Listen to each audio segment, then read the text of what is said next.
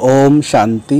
25 अक्टूबर 2024। अभी सुनते प्यारे प्यारे मीठे मीठे शिव बाबा के महावाक्य।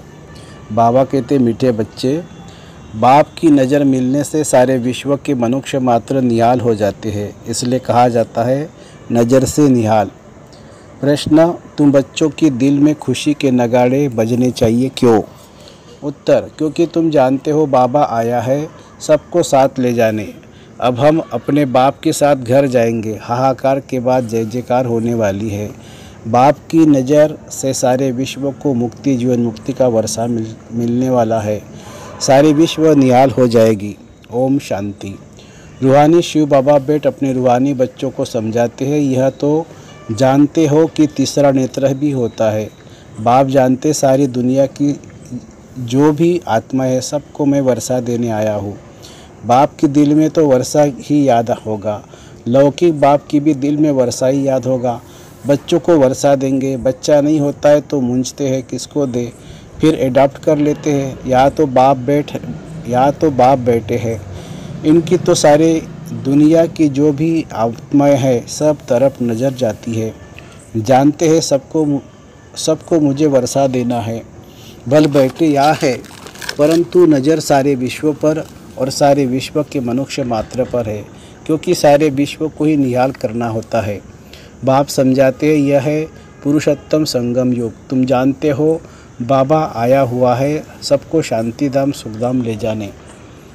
सब निहाल हो जाने वाले हैं। ड्रामा के प्लान अनुसार कलप निहाल हो जाएंगे। बाप सब बच्चों को याद करते हैं। नज़र तो जाती है ना, सब नहीं पढ़ेंगे। ड्रामा के अनुसार सबको वापिस जाना है, क्योंकि नाटक पूरा होता है। थोड़ा आगे चलेंगे तो खुद भी समझ जाएंगे अब विनाश होता है। अब नई दुनिया की स्थापना होनी है, क्योंकि आत्मा तो फिर भी चैतन्य है ना, तो बुद्धि में आ जाएगा बाप आया हुआ है। पैराडाइज स्थापन होगा और हम शांतिधाम में चले जाएंगे। सबकी गति होगी ना, बाकी तुम्हारी सदगति होगी। अभी बाबा आया हुआ है, हम स्वर्ग में जाएंगे, जय जयकार हो जाएगी। अभी तो बहुत हाहाकार है, कहाँ अकाल पड़ रहा है, कहाँ लड़ाई चल रही है, कहाँ भूकंप होते हैं, हजारों मरते रहते हैं। मौत तो होना ही है। सतयुग में यह बातें होती नहीं है। बाप जानते हैं अब मैं आता हूँ, फिर सारे विश्व में जय जयकार हो जाएगी। मैं भारत में आऊँगा। सारे विश्व में भारत जैसे गाँव है। बाबा के लिए तो गांव ठहरा, बहुत थोड़े मनुष्य होंगे। सतयुग में सारी विश्व में जैसे एक छोटा गांव था। अभी तो कितनी वृद्धि हो गई है। बाप की बुद्धि में तो सब है ना। अब इस शरीर द्वारा बच्चों को समझा रहे हैं। तुम्हारा पुरुषार्थ वही चलता है जो कलप चलता है। बाप भी कलप वृक्ष का बेजरूप है। यह कॉर्पोरियल झाड़ ऊपर में है, इनकॉर्पोरियल झाड़। तुम जानते हो यह कैसे बना हुआ है। यह समझ और कोई मनुष्य में नहीं है। बेसमझ और समझदारों का फर्क देखो। का समझदार स्वर्ग में राज्य करते थे, उनको कहा जाता है सचखंड हेवन। अभी तुम बच्चों को अंदर से बड़ी खुशी होनी चाहिए। बाबा आया हुआ है। यह पुरानी दुनिया तो जरूर बदलेगी। जितना पुरुषार्थ करेंगे उतना पद पाएंगे। बाप तो पढ़ा रहे हैं। यह तुम्हारी स्कूल तो बहुत वृद्धि को पाती रहेगी। बहुत हो जाएंगे। सबका स्कूल इकट्ठा थोड़ी होगा, इतने रहेंगे कहाँ। तुम बच्चों को याद है अभी हम जाते हैं सुखधाम। जैसे कोई भी विलायत में जाते हैं तो 8-10 वर्ष जाकर रहते हैं ना, फिर आते है भारत में। भारत तो गरीब है। विलायत वालों को यहाँ सुख नहीं आएगा। वैसे तुम बच्चों को भी यहाँ सुख नहीं है। तुम जानते हो हम बहुत ऊंची पढ़ाई पढ़ रहे हैं, जिससे हम स्वर्ग के मालिक देवता बनते हैं। या कितने सुख होंगे, उस सुख को सभी याद करते हैं। यह गांव कलयुग तो याद भी नहीं आ सकता। इसमें तो अथाह दुख है। इस रावण राज्य पतित दुनिया में आज अपरंपार दुख है, कल फिर अपरंपार सुख होंगे। हम योग बल से अतः सुख वाली दुनिया स्थापन कर रहे हैं। यह राजयोग है ना। बाप खुद कहते हैं मैं तुमको राजाओं का राजा बनाता हूँ। तो ऐसा बनाने वाले टीचर को याद करना चाहिए ना। टीचर बिगैर बैरिस्टर इंजीनियर आदि थोड़ी बन सकते हैं। यह फिर है नई बात। आत्माओं का योग लगाना है परमात्मा बाप के साथ, जिससे ही बहुत समय अलग रहे। बहुत काल क्या, वह भी बाप आएगा ही। बाप आप ही समझाते रहते हैं। मनुष्य तो लाखों वर्ष आयु कर देते हैं। बाप कहते हैं नहीं, यह तो हर 5000 वर्ष बाद तुम तो पहले बिछुड़े हो, वही आकर बाप से मिलते हो। तुमको ही पुरुषार्थ करना है। मीठे मीठे बच्चों को कोई तकलीफ नहीं देते हैं, सिर्फ कहते अपने को आत्मा समझो। जीव आत्मा है ना, आत्मा अविनाशी है, जीव विनाशी है। आत्मा एक शरीर छोड़ दूसरा लेती है। आत्मा कभी पुरानी नहीं होती है। वंडर है ना, पढ़ाने वाला भी वंडरफुल, पढ़ाई भी वंडरफुल है। किसको भी याद नहीं है, भूल जाती है। आगे जन्म में क्या पढ़ते थे, किसी को याद है क्या? इस जन्म में तुम पढ़ते हो, रिजल्ट नई दुनिया में मिलती है। यह सिर्फ तुम बच्चों को पता है, ये याद रहना चाहिए। अभी यह पुरुषोत्तम संगम युग है, हम नई दुनिया में जाने वाले हैं। यह याद रहे तो भी तुमको बाप की याद रहेगी। याद के लिए बाप अनेक उपाय बताते हैं। बाप भी है, टीचर भी है, सदगुरु भी है। तीनों रूप में याद करो।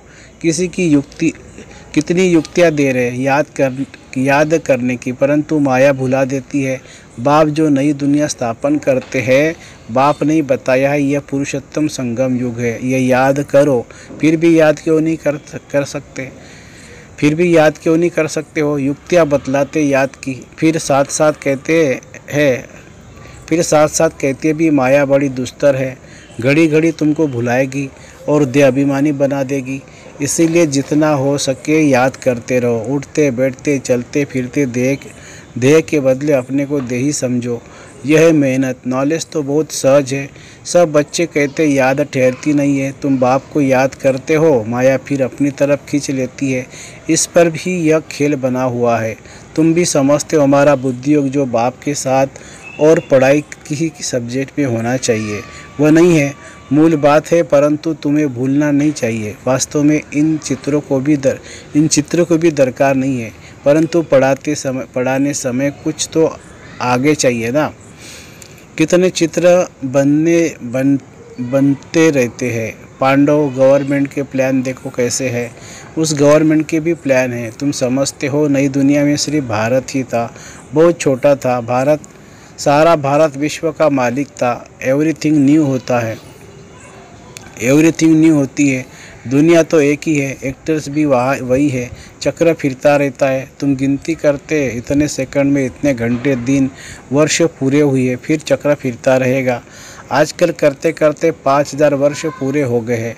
सब सीनरी खेलपाल होते आते हैं। कितना बड़ा बेहद का झाड़ है। झाड़ के पत्ते भी गिन नहीं सकते हैं। यह झाड़ है, इनका फाउंडेशन देवी देवता धर्म है। फिर यह 3 ट्यूब्स माने मुख्य निकले हुए हैं।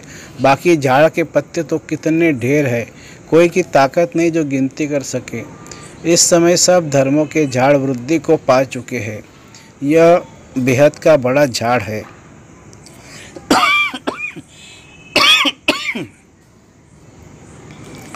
यह सब धर्म फिर नहीं रहेंगे। अभी सारा झाड़ खड़ा है, बाकी फाउंडेशन है नहीं।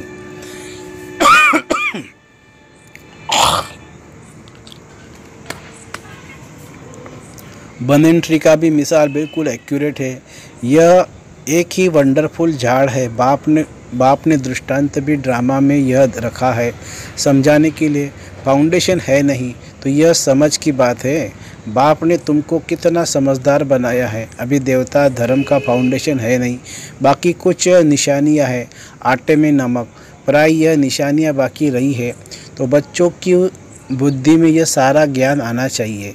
बाप की भी बुद्धि में यह नॉलेज है ना, तुमको भी सारा नॉलेज है। आप समान बना रहे हैं। बाप विजरूप है और यह उल्टा झाड़ है। यह बड़ा बेहद का ड्रामा है। अभी तुम्हारी बुद्धि ऊपर चली गई है। तुमने बाप को और रचना को जान लिया है। बल शास्त्रों में ऋषि मुनि कैसे जानेंगे? एक भी जानता हो तो परंपरा चले, दरकार ही नहीं है। जबकि सदगति हो जाती है, बीच में कोई भी वापस नहीं जा सकता है। नाटक पूरा हो तब तक सब एक्टर्स यहाँ होने हैं। जब तक बाप यहाँ है जब वहाँ बिल्कुल खाली हो जाएंगे तब तो शिव बाबा की बारात जाएगी।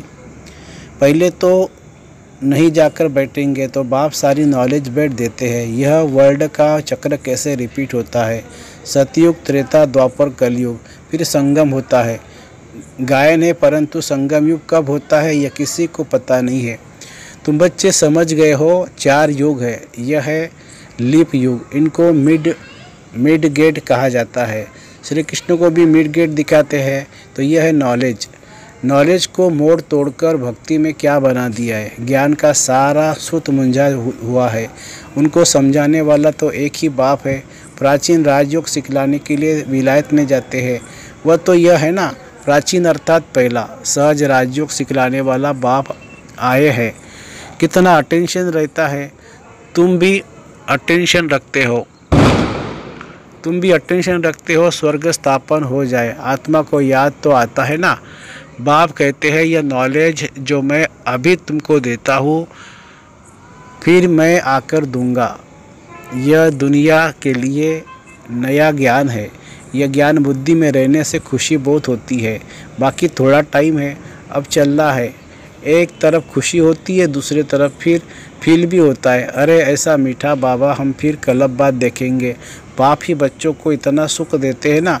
बाप आते ही है शांतिधाम सुखधाम में ले जाने। तुम शांतिधाम सुखधाम को याद करो तो बाप भी याद आएगा। इस दुखधाम को भूल जाओ। बेहद का बाप बेहद की बात सुनाते हैं। पुरानी दुनिया से तुम्हारा ममत्व निकलता जाएगा तो खुशी भी होगी। तुम रिटर्न में फिर सुखधाम में जाते हो। सतो प्रधान बनते जाएंगे। कलब जो बने हैं वही बनेंगे और उनको ही खुशी होगी। फिर यह पुराना शरीर छोड़ देंगे, फिर नया शरीर लेकर सतोप्रधान दुनिया में आएंगे। ये नॉलेज खलाश हो जाएगी। बातें तो बहुत सहज है। रात को सोते समय ऐसे सिमरन करो तो भी खुशी रहेगी। हम यह बन रहे हैं। सारे दिन में हमने कोई शैतानी तो नहीं की है। 5 विकारों से कोई विकारों ने हमको सताया तो नहीं है। लोभ तो नहीं आया। अपने ऊपर जांच रखनी है। अच्छा, मीठे सिखिलदे बच्चों प्रति माता पिता बाप दादा का याद प्यार और गुड मॉर्निंग। रूहानी बाप की रूहानी बच्चों को नमस्ते। हम रूहानी बच्चों की रूहानी माता पिता बाप दादा को याद प्यार, गुड मॉर्निंग और नमस्ते बाबा नमस्ते। धारणा के लिए मुख्य सार। योग बल से अतः सुखों वाली दुनिया स्थापन करनी है। इस दुख की पुरानी दुनिया को भूल जाना है। खुशी रहे कि हम सचखंड के लिए मालिक बन रहे हैं। दूसरी पॉइंट, रोज़ अपनी जांच करनी है कि सारे दिन में कोई विकार ने सताया तो नहीं, कोई शैतानी काम तो नहीं किया, लोभ के वश तो नहीं हुए। वरदान। वरदाता द्वारा सर्वश्रेष्ठ संपत्ति का वरदान प्राप्त करने वाले संपत्तिवान भवो। किसी के पास अगर सिर्फ स्थूल संपत्ति है तो भी सदा संतुष्ट नहीं रह सकते। स्थूल संपत्ति के साथ अगर सर्वगुणों की संपत्ति, सर्वशक्तियों की संपत्ति और ज्ञान की श्रेष्ठ संपत्ति नहीं है तो संतुष्टता सदा नहीं रह सकती। आप सबके पास तो यह सब श्रेष्ठ संपत्तियां है। दुनिया वाले सिर्फ स्थूल संपत्ति वाले को संपत्तिवान समझते हैं, लेकिन वरदाता बाप द्वारा आप बच्चों को सर्वश्रेष्ठ संपत्तिवान भव का वरदान मिला हुआ है। स्लोगन है, सच्ची साधना द्वारा हाय को वाह में परिवर्तन करो। सच्ची साधना द्वारा हाय को वाह में परिवर्तन करो। अच्छा, ओम शांति शांति शांति। शुक्रिया बाबा, शुक्रिया। Thank you Baba, thank you.